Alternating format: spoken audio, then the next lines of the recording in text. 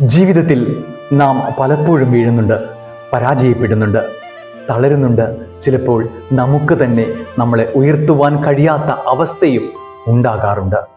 ഇവിടെ കുരിശിന്റെ ഭാരത്താൽ വീണ ഈശോ നമ്മോട് പറയുന്നത് ഒരേ ഒരു സത്യമാണ്.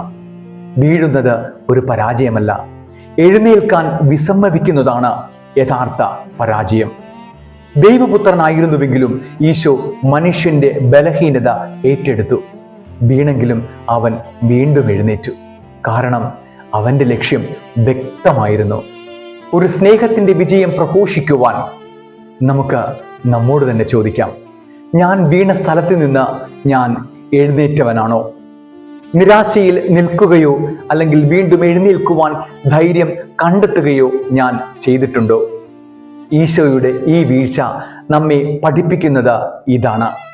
വീഴ്ചകൾ ജീവിതത്തിൻ്റെ ഭാഗമാണ്, പക്ഷേ എഴുന്നേൽപ്പ് ദൈവികമാണ്. ഇന്ന് നമുക്കൊരു തീരുമാനമെടുക്കാം. എത്ര തവണ വീണാലും വീണ്ടും ഞാൻ എഴുന്നേൽക്കും.